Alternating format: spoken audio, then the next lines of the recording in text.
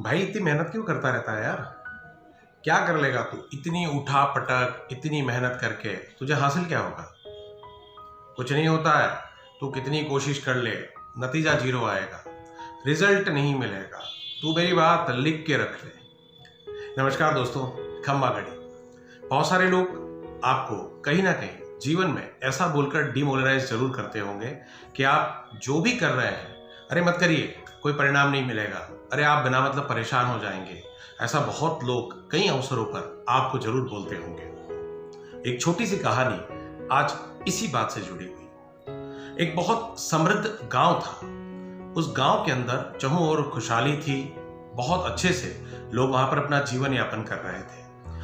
अचानक ऐसा कुछ हुआ कि उस गांव के अंदर सूखा पड़ा और वहां पर जो है जल के जितने भी स्रोत थे, नदी, नाले, कुएं, तालाब, बावड़ियां, पोखर, सब कुछ सूखने लगा और बारिश का कहीं अता पता नहीं था।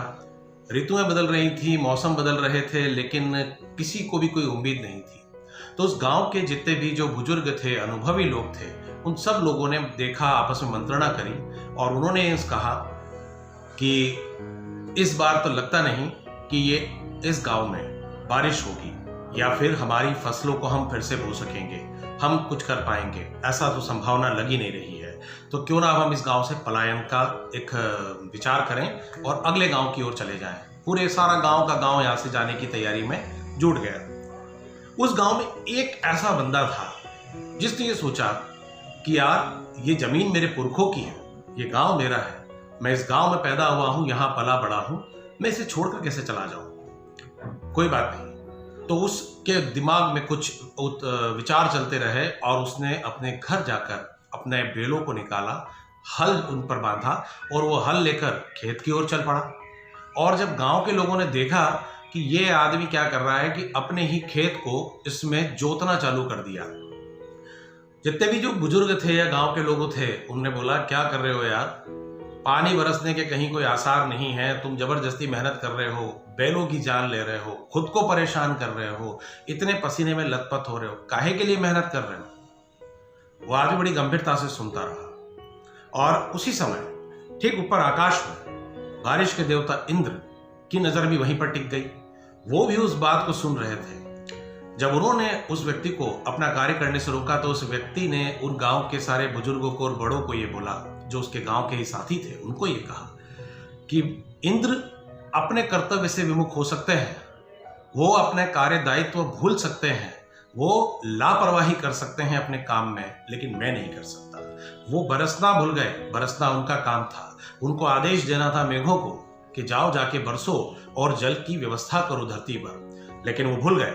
पर मैं अपना कार्य करना नहीं भूला, मुझे अपने कार्य दायित्व पता है, इसका परिणाम चाहे जो हो, लेकिन मैं अपना पुरुषार्थ जरूर करूंगा, मैं अपना 100% जरूर दूंगा, चाहे वो दे ना दे, पर मैं अपनी पूरी मन से इस बात का प्रयास जरूर करूंगा। ये बोलकर उसने अपने खेत को फिर से जोतना चालू कर दिया और उसने पूरे खेत को जोत दिया और अंत समय तक में जब इंद्र ने उस साधारण इंसान की बात पर विचार करा तो कहीं ना कहीं देवराज इंद्र को ये बात क्लिक कर गई और उनको लगा कि एक अदना सा इंसान इतनी बड़ी बात रखता है और अपनी मेहनत में, अपने पुरुषार्थ में यकीन रखता है, और मैं देवों का देव होकर भी अपने कर्तव्य से विमुख हो गया, ये तो बड़ी गलत बात हो गई। उसने तुरंत अपने जो बादलों की सेना थी, मेघों को उन्हें आदेश करा कि जाओ जाके जम के बरसो और धरती के इस भाग पे जिस जगह ये गांव है, यहाँ पर इतना बरसना कि यहाँ पर नदी, नाले, तालाब, कुएं, पोखर, बावड़ी सब भर जाए, सब लबरेज हो जाए और सबको पर्याप्त सिंचाई व्यवस्था के लिए, पीने के लिए जल उपलब्ध हो जाए।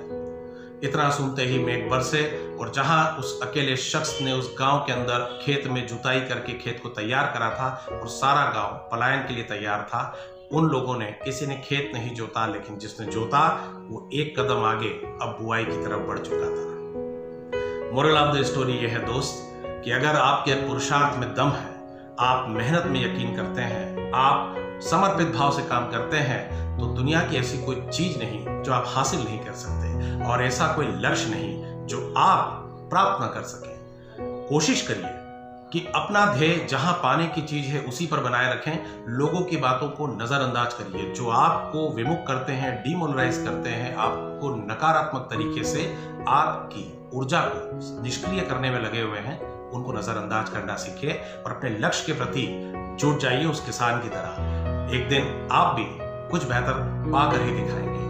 अगर आप कुछ अच्छा सुन रहे हैं तो आप सिंघम को सुन रहे हैं, तो फिर आइए कुछ कर दिखाएं ऐसा कि दुनिया करना चाहे आपके और हमारे जैसा। जुड़े रहिए।